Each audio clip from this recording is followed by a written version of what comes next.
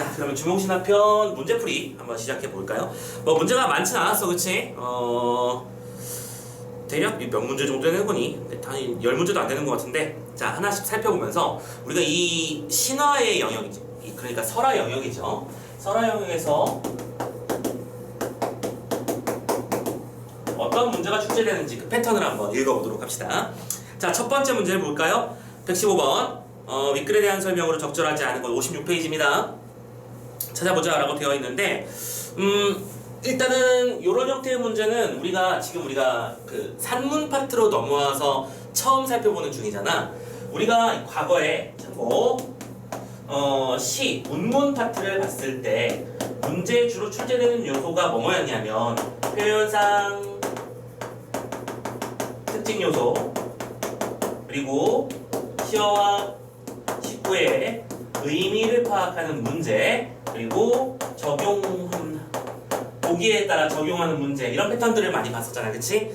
그럼 이 패턴이 산문이라고 해서 달라질까? 그건 아니라는 거지. 산문도 역시 유사한 패턴을 지녀. 산문에서도 일단은 표현상 특징이라기보다는 보통 서술상 특징이라는 이름으로 많이 이 내용이 등장하고요. 이쪽에서는 구절의 의미를 파악하는데, 그 구절의 의미 파악이 보통 뭐랑 묶여 들어가느냐면 인물, 사건, 배경, 그리고 그까지 존재하는 갈등 요소로 들어가.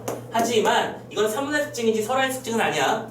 설화, 신화의 특징에서는 보통 무슨 사건과 배경이 뭐 치밀하게 짜여 있는 건 아니잖아, 그쵸? 말도 안 되는 이야기가 우연히 계속해서 벌어지는 일이 패턴이다 보니까 그 구절구절이 가지고 있는 상징적 의미를 보통 많이 내는 편이라는 것만 알아두시고, 오케이?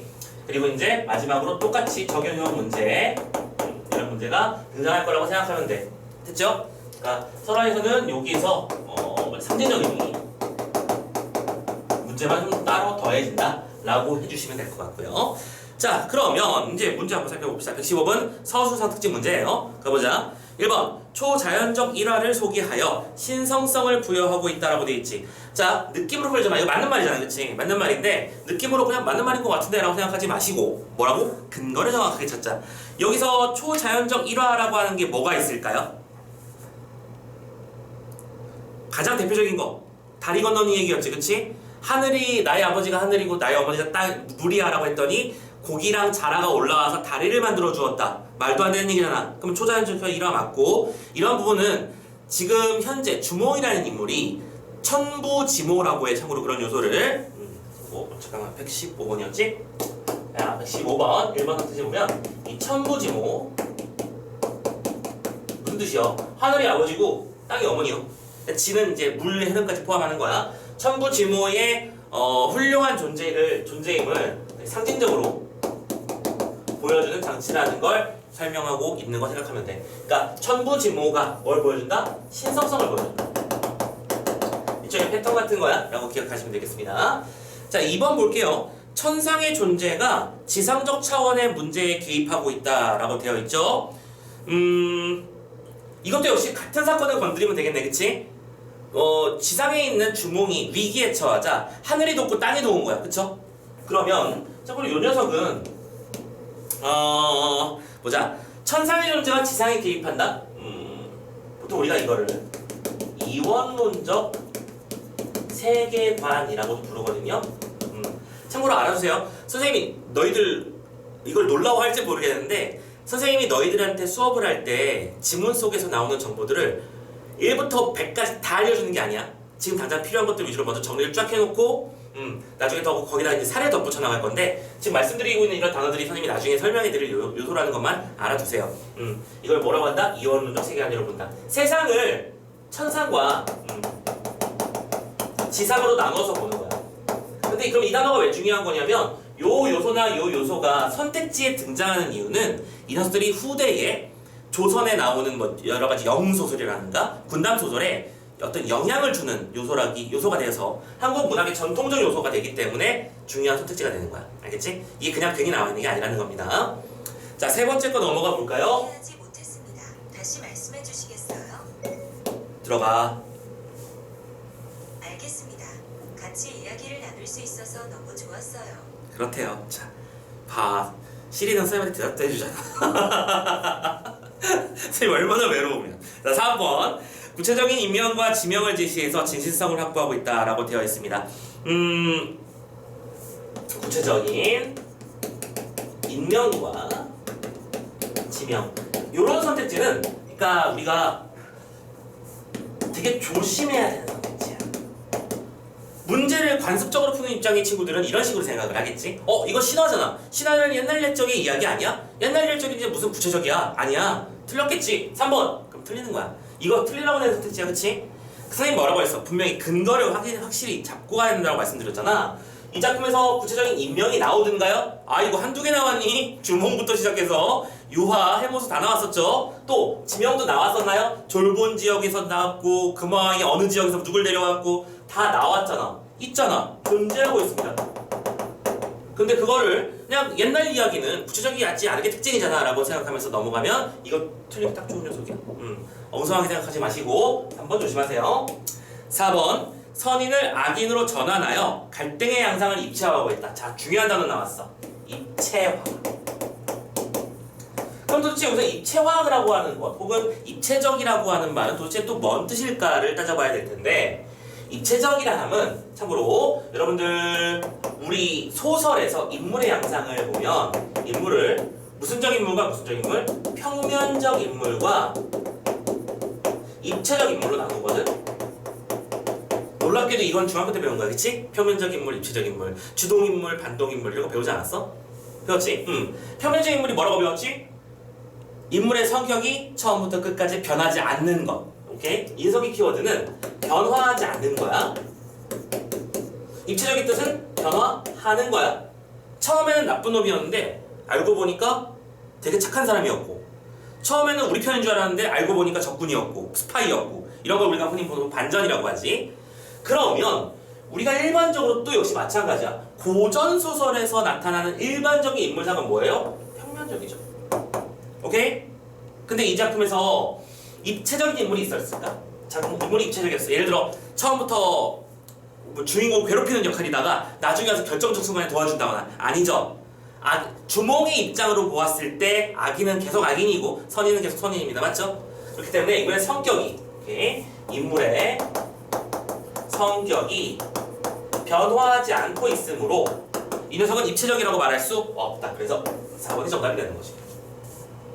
자, 그런데 이 입체화라는 단어는 문제 풀 때 되게 중요하게 생각해야 되는 선택지야. 이것도 역시 관습적으로 풀다가 틀리는 경우가 종종 발생하곤 하거든. 가장 대표적인 게 언제 하냐면 다음 위 작품이 포함되는 고전 소설에 대한 일반적 특징으로 올바르지 않은 것이라고 했을 때, 고전 소설은 일반적으로 입체적 인물이 드러나지 않는다? 아니야, 그렇지 않아.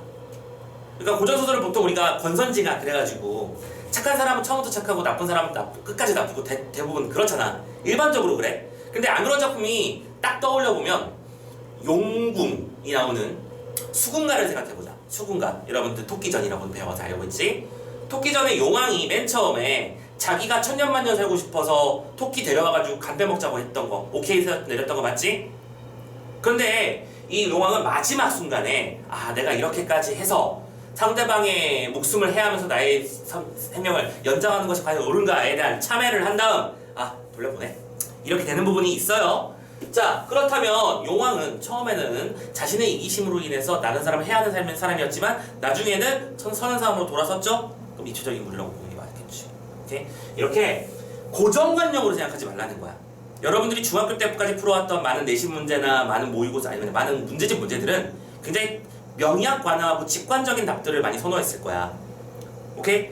이거는 이렇게 하라고 했으니까 1번, 요건 이렇게 했으니까 3번, 이런 식으로 하는 것들이 많았었을 텐데, 그런 친구들이 고등학교 올라와서 점수가 훅 떨어지는 경험을 많이 하거든? 선생님, 저 중학교 때 국어 점수 웬만하면 다 90점 넘었는데요? 많이들 그래요. 정말 많이 그래요. 근데 고등학교 와서 딱 시험을 봤는데 누구는 50점, 누구는 60점, 누구는 30점 막 이렇게 나와. 그러면 나 뭐 한 거지? 난 뭐가 잘못한 건가? 그게 아니고요. 문제 푸는 방식을 몰랐다는 거. 오케이?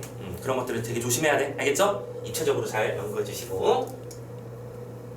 자, 5번 선택지 가보도록 합시다. 5번. 인물의 발화를 구체적으로 드러내서 사건의 현장감을 높이고 있다. 발화가 뭐하다? 구체적이다. 그리고 그것이 뭘 만든다? 현장감을 만든다. 아주 훌륭한 소리들입니다. 그죠? 발화라고 하는 건 말하는 거야, 그치? 발화가 있다라고 말을 하려면 선택지의 속에 이 근거는 뭐가 나와야 되는 거냐면 쌍따옴표에 해당하는 부분이 있어야 되는 거야. 우리 지문 위에 봐, 엄청나게 많잖아, 그치? 쌍따옴표로 묶여있는 이야기 부분 많습니다. 그러면 발화가 있으면 구체적인 게 맞나요? 맞죠? 오케이? 발화가 없다면 뭐 선생님이 2시까지 오라고 해서 갔다, 이게 끝이잖아. 근데 구체적이 되면 선생님 잠깐만 얘기 좀 할 수 있을까? 네, 선생님 무슨 일이신데요? 선생님 내일 부탁이 있어서 그러는데 2시에 좀 일찍 와줄 수 있을까? 네, 얼마든지요. 그래, 고마워, 내일 보자. 이렇게 한 거랑 어느 쪽이 더 구체적이냐고. 뒤쪽이지, 그치? 그래서 이런 것들은 당연히 내가 그 장소에 있었던 것 같은 느낌인 현장감을 줄 수 있다. 충분히 오케이가 되는 거고요. 그쵸? 이렇게 해서 5번 선택지까지 한번 살펴봤습니다. 됐죠? 자, 1번하고 2번에서는 앞으로 배우게 될 어떤 중요한 선택지에 등장하는 이 개념들을 좀 잡아놨으면 좋겠고, 3번, 4번에서는 조심해야 되는 선택지에 대한 설명을 해드렸습니다. 그쵸? 잘 기억해 놓으시고 하나하나 잘 씹어 먹으면서 갑시다. 자, 116번 넘어가 볼까요? 자, 일단은 요 문제를 풀기에 앞서서 일단은 요거 2번이라는 단어를 좀 얘기하도록 합시다. 문제를 출제하는 사람들의 입장에서 문제 내기 가장 좋은 건 언제나 공통점이나 차이점 요소야. 그런데 이 신화라고 하는 녀석, 특히 설화라고 하는 거대한 덩어리는 누가 어느 시점에 어디서 얘기했느냐에 따라서 내용의 디테일이 달라질 수밖에 없어. 맞지?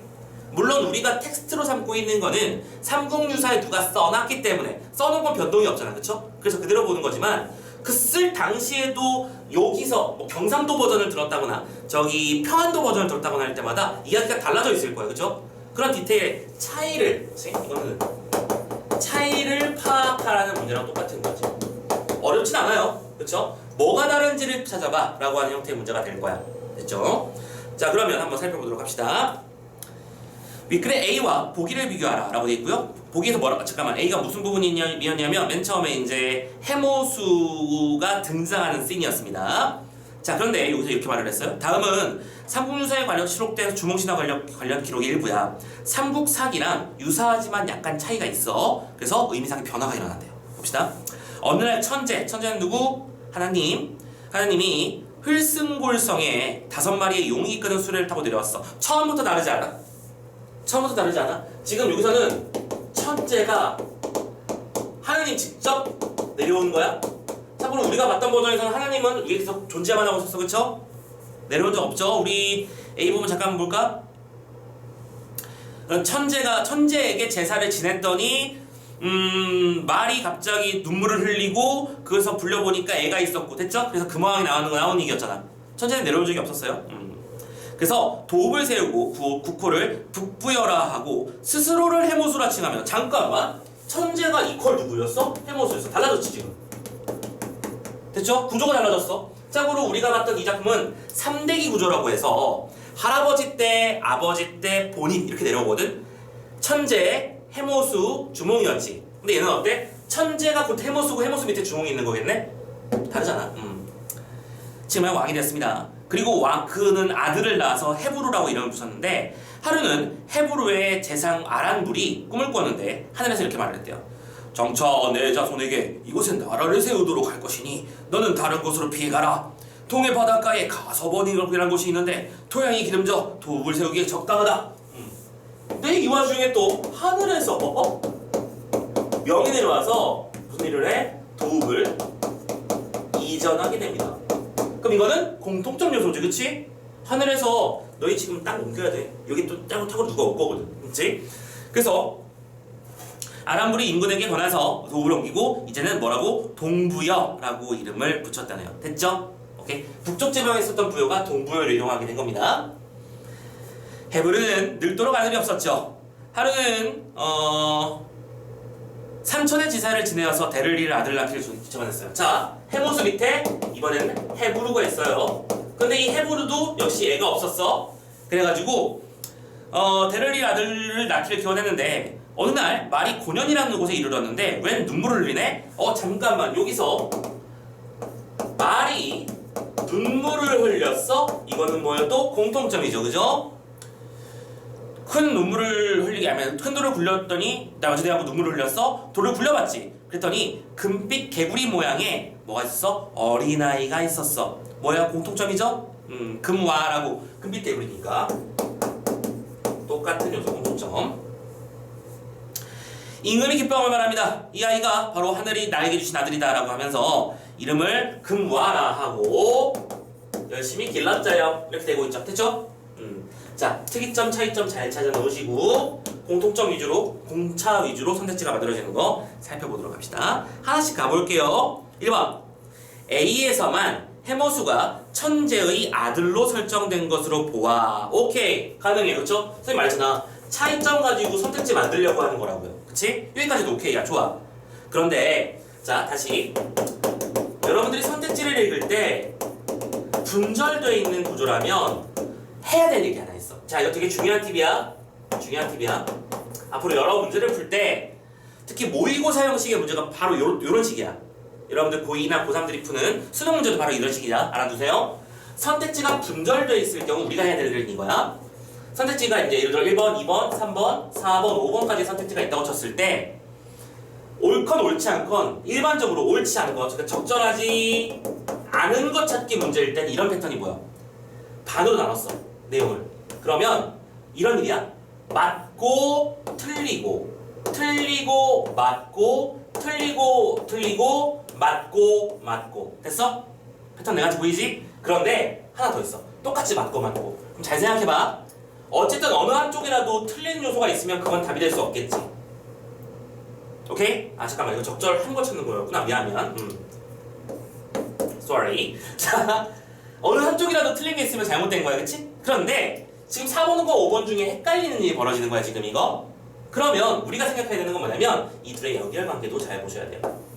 보통 연결관계가 틀리는 녀석들도 있어. 이런 식이지. 국형쌤은 지금 검은 옷을 입고 있다. 와, 국형쌤은 국어를 잘 푼다 라는 사실은 독립된 사실들이야, 그죠? 근데 이걸 가지고 국형쌤은 검은 옷을 입었기 때문에 문제를 잘 푼다? 말이 안 되잖아. 무슨 말인지 알겠어요? 내용 속에서 많은 얘기들이 있다고 해서 그것이 다 이렇게 연결되는 건 아니라는 거. 우리가 꼭 살펴야 되는 건 요거예요. 요게 답으로 가야 돼. 그래서 나중에 어려운 문제 풀 때는 요거 골라내는 게 조금 어려워서 여러분들 흔히 말하는 3번 아니면 4번인데 이런 일이 벌어지는 거야. 그건 알아두시고 좀 패턴 같은 거야. 근데 우리가 지금 요 풀고 있는 문제는 되게 쉬운 문제죠. 지금 적절하지 않은 것 찾기이면서 동시에 하나만 잘못해도 그냥 틀린 거잖아, 그치? 지금 1번도 무슨 패턴이야? 바로 요 1번 패턴이에요. 앞에 건 맞아. 해모수가 천재의 아들로 설정된 건 맞잖아, A만 따로. 그런데 삼국사기는 삼국유사와 달리 부여가 신성한 국가임을 부각하고 있대요.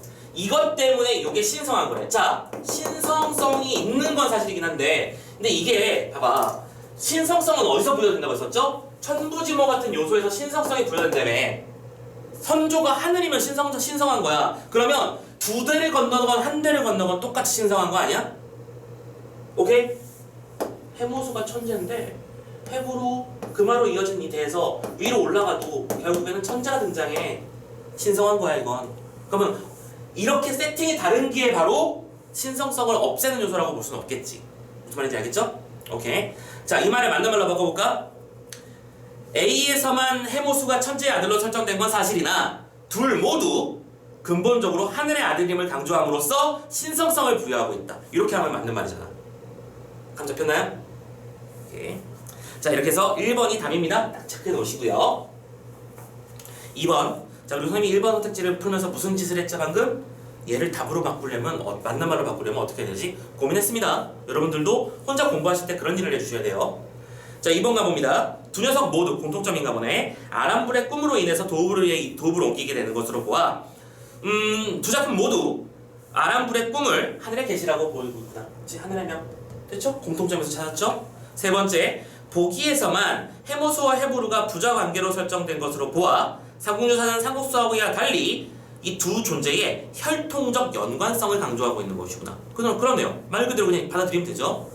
4번, 보기에서만 해모수가 태운 나라의 이름을 북부여라고 밝히는 것을 보아서. 그렇죠. 선생님이 빼먹었네. 나라의 이름을 여기서는 북부여, 동부여로 봤었는데 위에서는 처음엔 나라를 만들었다가 나중에 옮겨서 부여라고 했다고 했었지? 차이점이네요.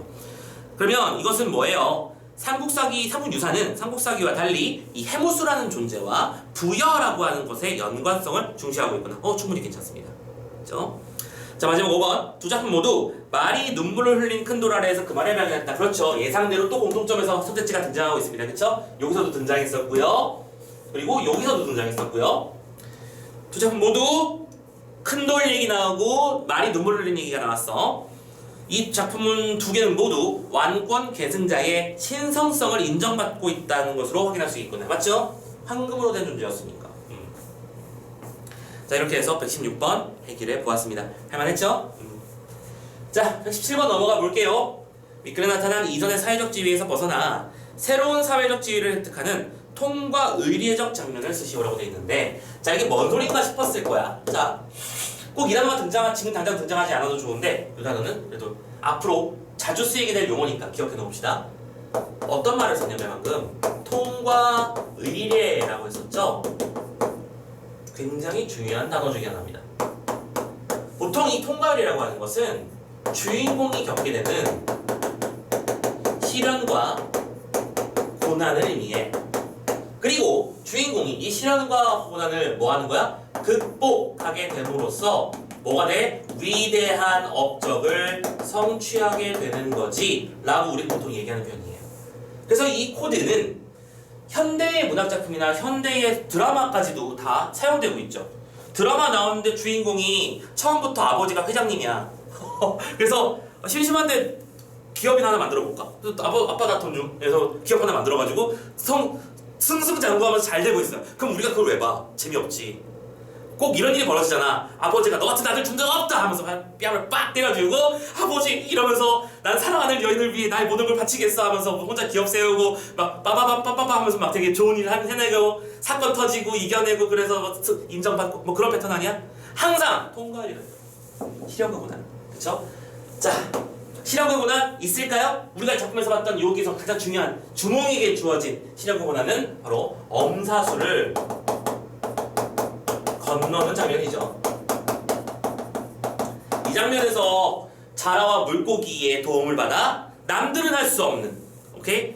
그 위기를 극복하는 방법을 보여줬었죠. 위기 상황은 쫓기고 있었음. 그리고 그것을 극복하는 장면. 그러니까 스토리 안에 요 얘기가 나오면 되는 겁니다. 그죠?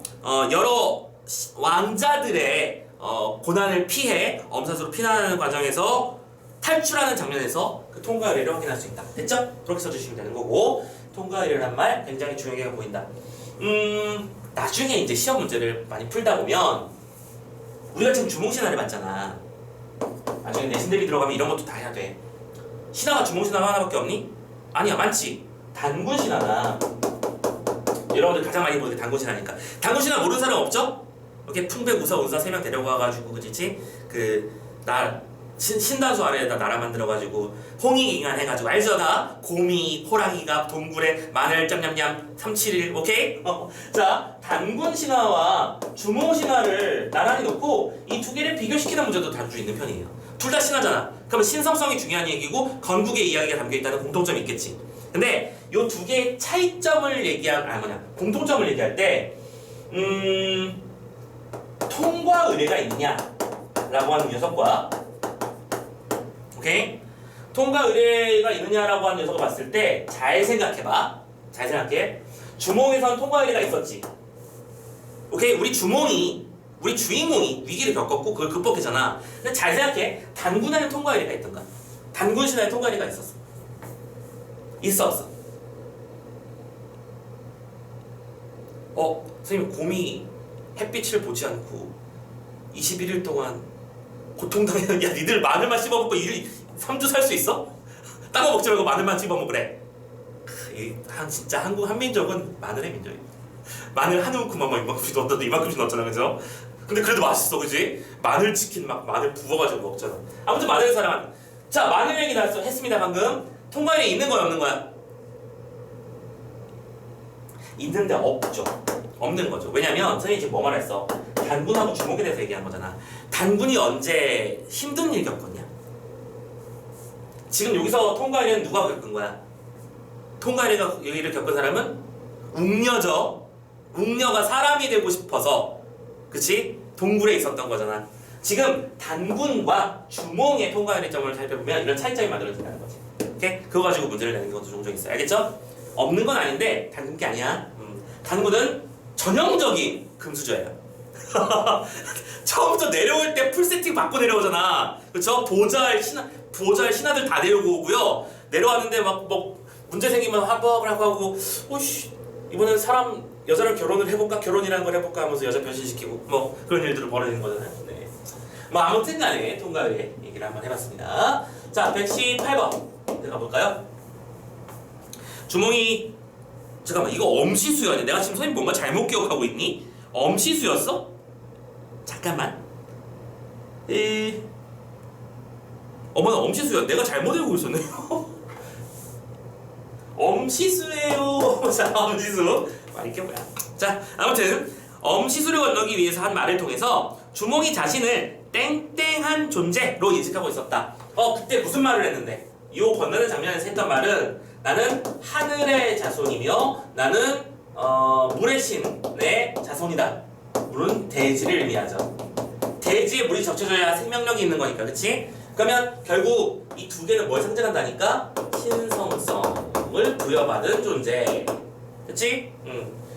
신성한 존재, 신성성을 부여받은 존재, 뭐 이런 식의 말들, 신성이라는 키워드가 들어가 있으면 이 118번은 다 오케이 라고 볼 수 있을 것 같아요. 그죠? 자, 뒷페이지 넘어가 봅니다. 지금 주몽의 포커스를 잡고 있는 장면의 지문의 내용이죠. 그쵸? 뭐 아마 문제 풀어보면서 느꼈을 거야. 조금 다르구나. 그치? 지문이 다르지? 말했잖아. 2번이 여러 가지 있다고요. 자, 가봅시다. 119번. 보기를 바탕으로 윗글을 감상하라 라고 되어 있네요. 잠깐만 이거 조금 잠깐만요. 조금만 버텨보자. 지우지 말고 버텨보자. 자, 119번. 자, 이 이야기는 동명왕의 출생에서부터 고구려 건국기까지 이르기까지의 과정을 담고 있는 건국신화 중 하나인데 고귀한 혈통, 기이한 탄생, 비범한 자질, 능력이라고도 하지 고난과 극복, 영광 획득. 참고로 이건 5단계로 구분하는 거야. 그쵸? 참고로 이걸 7단계로 바꾸려면 조력자 한번 집어넣어주면 돼. 그치? 그래서 비범한 자질, 1차 위기, 조력자의 도움, 고난의 극복, 영광 획득. 됐지? 이렇게 하면 돼. 아무튼 지금 119번 문제의 의도는 뭐겠어요? 영웅 1대기 구조라는 것을 정확하게 파악하고 있는지 무슨 문제야? 어렵지 않습니다. 1번부터 가보자. 주몽이 남쪽 땅으로 가서 세우려는 국가가 바로 고구려구나. 뭐 당연한 소리를 하고 있어. 그치? 부여의 아래쪽에다 고구려를 세우죠. 2번 주몽이 어머니의 왼쪽 겨드랑이에서 알로 태어난 거는 기이한 탄생 요소입니다. 맞죠? 오케이? 3번 주몽이 천재의 손, 자손을 말하는 거죠. 천재의 손주이며 하백의 외손주임을 밝히는 부분에서 그의 고귀한 혈통을 확인할 수 있어. 지금 다 보이나요? 고귀한 혈통, 기이한 출생 이런 요소들을 다 찢어서 배치한 거야. 4번 태어난 지 한 달도 못 되어 말을 했다는 것으로 보아 주몽은 범상치 않은 능력을 가지고 있음을 확인할 수 있다. 뛰어난 능력이죠. 그럼 답은 5번인가 본데? 병사들의 추격을 따돌리는 장면은 주몽이 자신의 비범한 게 무슨 뜻이라고요? 평범하지 않은 스페셜한, 오케이? 스페셜한 자질을 바탕으로 고난을 극복하는 모습을 보여주고 있구나. 되게 그럴듯하지? 낚이지 마. 지금 주몽이 위기를 극복하는 엄시수 장면에서 자기가 이런 상황이라면 배를 대신할 만한 뭔가 스티로폼을 모아오도록 하자. 잠깐만 스티로폼 없잖아. 아무튼 간에 뭔가 모아와서 건너자. 뭐 이렇게 한 게 아니야. 화면 나갔네? 그치? 그렇게 한 게 아닙니다. 그냥 자기 스스로 극복을 해냈죠? 맞죠? 미쳤나봐. 스스로 극복했대. 하늘의 도움을 받았잖아. 내가 천재의 자손이고 하백의 외손이다. 나를 위해 다리를 만들어라 해서 다리 빵 만들어줘. 좋아 하면서 건너왔잖아. 자기가 한 거 아니야. 자기의 배경으로 한 거지. 그치? 그러면 뭐예요? 자신의라는 이 단어가 바로 오답의 포인트로구나 잡으시면 되는 거죠. 그죠? 위협을 극복한 거 아니면 그냥 고난을 극복한 것도 맞지만 그죠? 120번 넘어갑시다.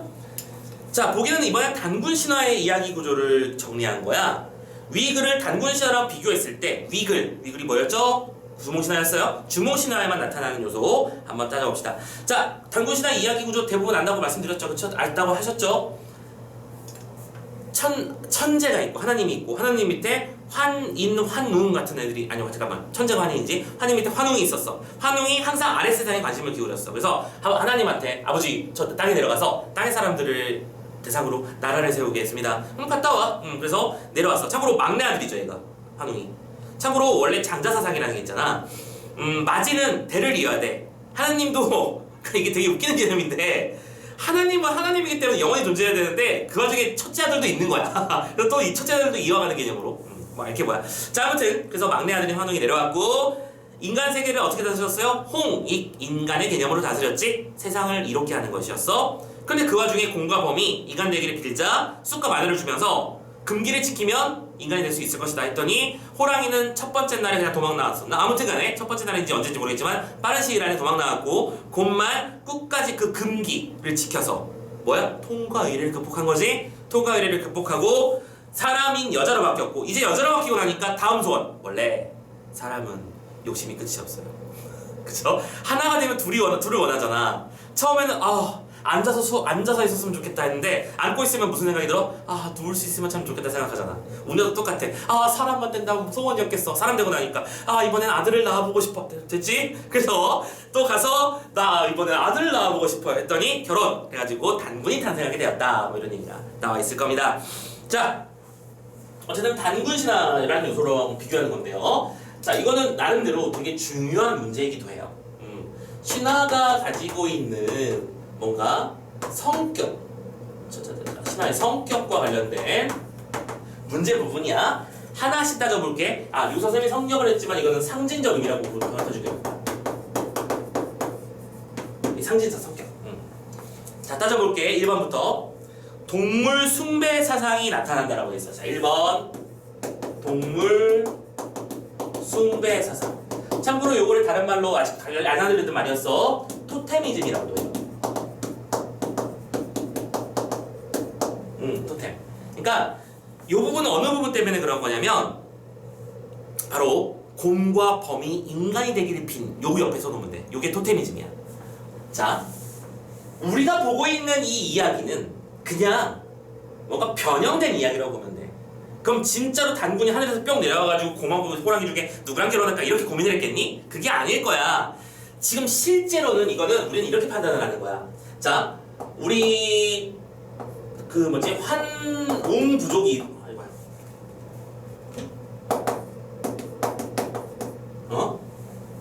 맞지? 환웅이 맞지? 환웅 부족이 있어요. 부족 사람이라고 생각해보자고. 얘네들 힘이 되게 세. 파워. 그래서 곰 부족하고 그러니까 곰을 숭배하는 부족 그리고 그 다음에 호랑이 부족 호랑이를 숭배하는 부족이 있었을 거라고 생각해보잔 말이야. 이들끼리 피 튀기는 전쟁을 했겠죠. 서로를 지배하기 위해서. 그치? 피 튀기는 전쟁을 하는 과정에 어떤 일이 벌어졌을까 예상해보는 거야. 환웅 부족이 얘들을 통합하는 과정에서 호랑이 부족은 멸절시켜버린 거고요. 얘는 흡수해버린 거다라고 생각해볼 수 있는 거지. 이 장면 자체를 인간의 삶의 관점에서 바라보자는 얘기야. 그렇죠? 그래서 이 부분은 우리는 토테미즘이다라고 생각해보자는 거지. 무슨 말인지 이해되셨나요? 지금 우리가 단군 신화를 공부한 건 아니기 때문에 그냥 요거를 자세하게 알려드린 적은 없었지만 알아둡시다라는 거야. 그럼 결론적으로 쌤이 주몽신화 얘기하면서 동물 숭배 얘기한 적 있냐? 없지? 선생님 개구리를 왕으로 모셨잖아요. 그게 동물 숭배야? 그건 아니지. 자 1번 땡. 2번 신과 인간의 결합이 나타난다. 자 제발 2번은 신 플러스 인간이야. 되게 그럴듯하지. 자 첫 번째 생각해봐. 주몽은 신의 자손끼리의 결합 아니었어? 그치? 천재의 자손이랑 하백의 자손이 결혼해서 주몽을 낳은 거야? 얘는 아예 인간적 소재가 없어? 두 번째 단군 신화는 어때? 환웅은 천상의 존재고요. 곰이야. 자, 아예 지금 그 어느 곳에서도 인간이 껴들어 있지 않죠, 그렇죠? 그렇지? 신과 인간의 결합은 역시 답이 될 수 없는 거네. 그렇죠? 얼핏 보면 그럴듯해 보이지만 아니다. 3번 인물이 새로운 국가를 건국한다라고 했습니다. 3번 새로운 국가를 건국한다. 자, 잠깐만. 3번은 선생님 주몽신화도 건국신화예요, 맞죠? 고구려 건국신화. 단군신화도 고조선 건국신화야, 그치? 그럼 근데 이거는 공통점이니까 답이 아니지. 지금 우리가 찾는 건 뭔데? 위 글에만 나타나는 거잖아. 조심해 이런 거. 문제 풀다가 나도 모르게 3번 이렇게 해버릴 수도 있으니까 조심. 원래 문제 의도는 잘 생각하고 있어요. 4번 인물이 천선의 혈통을 지니고 있다. 그럼 4번도 답이 아닌 게 보이시죠? 천선의 혈통이다. 선생님이 아까 2번 설명하면서 다 자연스럽게 설명해버렸죠? 둘 다 하늘에 피를 이어받았다. 마지막 5번입니다. 인물의 갈등과 시련이 나타난다. 5번 갈등과 시련이 나타난다. 인물이라고 했어? 주몽, 갈등과 시련이 있었나요? 있죠. 누구랑 갈등했어요? 대소 왕자와 같은 다른 왕자들과. 시련이 있었나요? 금시수로 쫓겨나갔죠. 그쵸? 쫓기고 있었습니다. 오케이, 좋아요. 윗글에는 있어요. 지금 봤던 보기에 이 이야기 구조 안에 인물의 갈등과 시련이 있어. 없지? 찾아보기 어렵지? 오케이? 선생님, 통과율이 마늘 먹은 이야기도 그건 힘든 거고 통과율이고 그건 갈등이 아니지. 난 너랑 싸울 거야 이런 게 아니잖아, 그렇죠? 조심해 주시고요. 110번 문제 해결해봤습니다. 자, 121번 문제 가봅시다. 121번 문제가 실은 별표야. 너희들이 만약에 이제 교과서에서 이런 작품들을 보게 된다면 이런 문제를 풀게 될 거라는 걸 생각해 놓으시고 가봅시다. 구절의 의미 파악하는 거지? 그치? 아까 말씀드렸죠? 3문에서 보통 구절의 의미 파악하는 문제를 내는데 설화에서는 그게 상징적 의미 파악으로 보통 변환된다. 기억부터 보자. 기억이 무슨 구절이야? 여러 말들은 그 알을 밟지 않았고 산에 버려도 백수의 왕은 사자라고 하잖아. 호랑이인가? 잠깐, 백수의 왕이 사자냐 호랑이냐?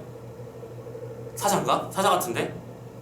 밀림의 왕이 호랑이 아닌가? 뭐 아무튼 간에 알게 뭐야. 백수의 왕, 백수는 온갖 짐승 숫자예요. 그쵸? 니들 인면수심이란 말 알지? 인면, 사람의 얼굴을 했지만 수심, 짐승의 마음을 가지고 있는 나쁜 새끼들. 자, 아무튼 그러면 이 부분은 태어날 존재가 범상치 않은 인물임을 짐작할 수 있다. 범상한 건 뭐예요? 평범하고 통상의 것인 거야. 그치? 평범하지 않은 인물임을 짐작할 수 있는 거죠. 맞죠? 어휘 조심해. 범상한 거랑 비범한 거는 완벽하게 다른 거야. 그치? 다른 거야. 서로 반대말이야. 근데 왠지 거의 비슷해 보이지 않냐? 느낌이? 다른 말이야. 범상하다는 얘기는 정말 평범하고 통상적인 인물. 평범하다는 뜻이야, 이쪽은. 근데 여기서 비자가 무슨 뜻인지 알아야 돼. 이는 아닐 비자예요. 그렇지 않다고요. 뭐야? 범하지 않다고요. 특별하다, 스페셜하다는 얘기지. 이쪽은 노멀, 이쪽은 스페셜, 잘. 그쵸? 어이 잘 기억해. 이런 걸로 쓸데없이 낚여서 틀리지 마라. 나중에 이런 것 때문에 틀리는 게 너무 많아, 진짜. 선생님 저 단어도 잘못 알아 틀렸어요. 뭐 이 새끼야! 봐봐! 뭐 이런 걸로 틀리고 있고요. 그쵸? 틀리지 마. 자, 그래서 범상치 않다는 무슨 뜻이냐? 범상하지 않은 거니까 평범하지 않은 것이니까 스페셜이 되는 거지. 범상치 않은 인물을 다른 말로 바꿔봐. 비범한 인물임을 짐작할 수 있다. 됐죠? 조심해. 참고로 얘랑 비슷한 말이 뭐가 있는 줄 알아? 요런 이게 세트랑 비슷한 거. 탐탁하다가 있어. 자, 생각해봐. 탐탁한 게 뭔지 알겠어? 탐탁하다. 마음에 쏙 든다 이거. 마음에 들어 라는 뜻이야. 그런데 우리는 이 탐탁하다를 보통 어떻게 쓰냐면 탐탁치 않다라고 써. 그치? 그럼 탐탁치 않다. 난 걔 탐탁치가 않아. 그럼 무슨 뜻이야? 마음에 안 든다는 뜻이잖아. 무슨 말인지 알겠어요? 탐탁하지 않은 게 나쁜 거야? 그럼 탐탁하고 좋은 거지. 그렇게 생각하죠. 문장 구조. 이거 잘 보네요. 보세요. 자, 아무튼 범상치 않다 가지고 잠깐 얘기 좀 해봤고요. 2번 물레 위에 파리를 쏘아 화살이 나면 모두 맞았대요. 자, 건국 신화의 전기적인 성격. 여기서 전기적인 게 뭐한 거니? 전기성이 뭐예요? 전기문의 전기가 아닙니다. 이 전기는 기이하다라는 뜻입니다. 오케이? 설화적인 요소, 기이한 요소가 들어갔다는 뜻이야. 기이함 메모 잘 해놓고 넣으시고. 3번 디귿은요, 먼저는 이를 질투해서 주몽을 잡아 나무에 메어놓고 사슴을 빼앗아 가버렸어요. 자, 이 부분 뭐야? 주인공이 겪는 시련. 맞죠? 문제 없죠? 4번 나는 천재의 손으로 다른 사람을 위해 말을 먹이고 있으니 사는 것이 죽는 것만 못합니다 하면서 엄마한테 한번 찡을 대봤어요. 뭐랄까, 영웅의 인간적 면모라고 할까? 영웅이 너무 영웅다우면 우린 재미를 못 느껴요. 좀 빈틈이 있어야 우리가 거기서 그래 쟤도 사람이구나 이런 느낌 들잖아. 자신의 신분을 숨겨야만 하는 현실에 대한 안타까움이 드러나있다. 잠깐만, 얘가 신분을 숨겼니? 잘 생각해봐. 나는 하늘의 자손인데 너희들은 모르지? 이런 게 아니야. 왕부터 여기서 평가져. 저거 아니잖아. 받아 버려. 막 이랬잖아. 평범하지 않습니다. 4번이네. 장난 문제네. 그죠? 자, 낚이지 마시고요. 5번. 몰래 말의 혀끝에 바늘을 찔러놓는 거 이거 뭐예요? 주인공의 계책이죠. 제일 훌륭한 말을 내 것으로 만들기 위한 머리쓰기였죠. 나중에 그리고 이런 골 때리는 일, 내가 도망쳐야 될 일이 벌어질지도 모르겠다라고 하는 안배와 준비에 해당하는 겁니다. 됐죠? 자, 그러면 마지막 문제네요. 122번 문제. 자, 사자성어 문제야. 우리는 참고로 이런 문제를 풀기 위해서 지금까지 계속 어휘 테스트를 하는 중이고 앞으로도 이런 문제는 알면 개꿀, 모르면 점수 날렸음. 되게 간단한 형태의 패턴 문제지. A가 무슨 구절이었니? 그 물을 건너는 장면이었고 결국에는 하느님이 도우시는 장면이었죠? 하느님이 돕다. 하늘이 돕고 땅이 돕는다. 신이 돕는다. 뭐다? 4번에 천우신조죠. 천우와 천이 우해 주신 거고 신이 조해 주신 거야. 천신이죠. 하느님이 보우해서 조력해 준 거야. 됐죠? 나머지 말들도 뜻 한번 점검해 볼까? 결초보은 무슨 뜻인지 알고 있나요? 결초보은 무슨 뜻이에요? 은혜를 갚다라는 뜻이잖아. 그치?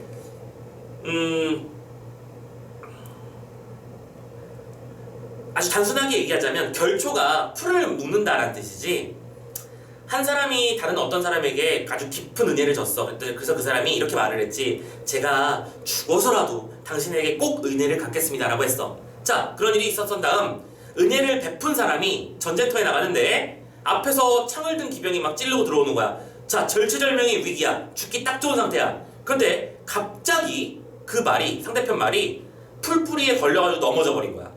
목숨을 던졌지? 그럼 뭐 한 거야? 귀신이 풀을 묶어버린 거지. 아니, 멀쩡하게 자라고 있던 풀들이 지지서로 묶여가지고 발을 걸게 만들어진 거잖아. 그치? 천우, 그래서 결정본이라고 하는 거야. 사면초가는 무슨 뜻이죠? 사방에서 초나의 노랫소리가 들려오네. 위태로운 상황, 절체절명의 위기를 뜻하는 것이죠. 어부지리는, 니들 어부지리가 왜 어부지리인 줄 알아? 어부의 왜 이득인 줄 알아? 알고 있어? 개랑 학 얘기인 거 알고 있어, 이게? 알고 있는 사람도 있구나. 이 개랑 학을 동시에 잡는 것이죠. 그죠? 조개를 잡으려는 학을 동시에 얻으면서 개 이득인데 하는 게 바로 어부지리. 자신이 의도하지 않았는데 뜬금없이 이득을 얻는 상황이죠. 마지막 5번. 타산지석은 무슨 뜻이고요? 다른 산의 돌. 하찮은 돌에 불과한 다른 사람의 결정까지도 자신의 장점으로 수용할 줄, 배우는 자세로 임할 줄 아는 사람을 우리는 타산지석의 자세를 가진 사람이라고 부르죠. 그죠? 자, 오케이. 여기까지 해서 122번 문제 풀어봤습니다. 중모신앙 챕터는 여기까지 마무리 짓고, 자, 그러면 10분 정도 쉬었다가 뒤쪽에 지하국 대저택지서라 역시 몇 문제 안 되잖아. 그치? 5문제밖에 안 되긴 하는데 어쨌든 끊어는 갑시다. 자, 잠깐 뒤쪽에 문제 이후에 보도록 하고, 현재 시각 10분이니까 한 20분쯤 만나도록 합시다. 잠시 후에 봐요.